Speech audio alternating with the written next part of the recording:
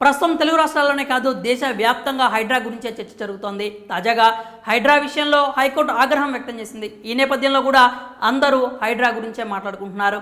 హైదరాబాద్లోనే కాదు ఢిల్లీలో కూడా ఇప్పుడు హైడ్రానే హాట్ టాపిక్గా మారింది. ప్రస్తుతం తెలంగాణ ముఖ్యమంత్రి రేవంత్ రెడ్డి ఢిల్లీ పర్యటనలో ఉన్నారు. సోమవారం రాత్రి ఆయన ఢిల్లీ వెళ్లారు. మంగళవారం ఉదయం సీఎం రేవంత్ రెడ్డి హైకమాండ్తో భేటీ అయ్యారు. ఈ సమయంలో ఏఐసీసీ అధ్యక్షుడు మల్లికార్జున ఖర్గే, సీఎం రేవంత్ మధ్య హైడ్రాకు సంబంధించి కీలక చర్చలు జరిగినట్లు తెలుస్తోంది. ఇప్పుడు అందరూ హైడ్రా దూకుడు తగ్గుతుంది అని అభిప్రాయాలు వ్యక్తం చేస్తున్నారు. ఈ భేటీకి హైడ్రాకి ఉన్న లింక్ ఏంటి? నిజంగానే హైడ్రా దూకుడు తగ్గనుందా? పూర్తి వివరాలు తెలుసుకుందాం. ఢిల్లీలో ఏఐసీసీ అధ్యక్షుడు మల్లికార్జున ఖర్గేతో సీఎం రేవంత్ భేటీ అయ్యారు. ఈ సమావేశం దాదాపుగా గంట సేపు జరిగింది. ఈ మీటింగ్లో తెలంగాణకు సంబంధించిన పలు విషయాలు చర్చకు వచ్చినట్లు తెలుస్తోంది. ప్రముఖంగా ఖర్గే హైడ్రా గురించి ఆరా తీసినట్లు చెప్తున్నారు. తాజాగా హైడ్రాపై హైకోర్టు ఆగ్రహం వ్యక్తం చేసిన విషయం తెలిసిందే. హైడ్రా కమిషనర్ రంగనాథ్పై హైకోర్టు ప్రశ్నల వర్షం కురిపించింది.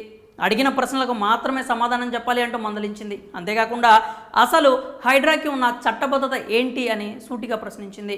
మీరు ఎందుకు సెలవు దినాల్లో కూల్చివేతలు చేస్తున్నారు అని మండిపడింది. చట్టాలకు లోపడకుండా కూల్చివేతలు చేస్తున్నారంటూ హైకోర్టు ఆగ్రహం వ్యక్తం చేసింది.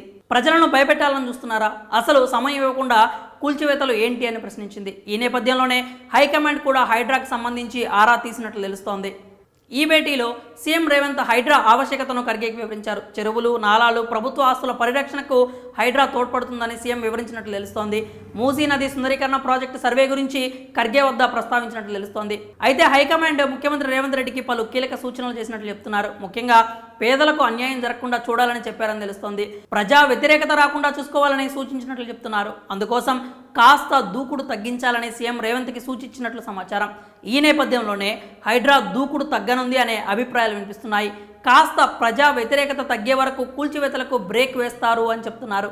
హైకోర్టు ఘాటు వ్యాఖ్యలు, హైకమాండ్ సూచనల నేపథ్యంలో ఇలాంటి అభిప్రాయాలు వినిపిస్తున్నాయి. అయితే ఆక్రమణల విషయంలో మాత్రం హైడ్రా దూకుడు తగ్గే పరిస్థితి కనిపించట్లేదు.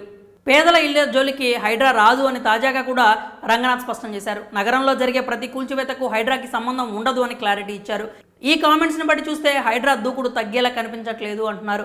మల్లికార్జున ఖర్గే సీఎం రేవంత్ భేటీలో దసరాకు మంత్రివర్గ విస్తరణ గురించి కూడా చర్చ జరిగినట్లు చెప్తున్నారు. ప్రభుత్వ పథకాల అమలుకు సంబంధించి కూడా చర్చించినట్లు తెలుస్తోంది. మరి హైడ్రా దూకుడు నిజంగానే తగ్గనుందా? మీ అభిప్రాయాలు ఏంటో కామెంట్స్ రూపంలో తెలియజేయండి.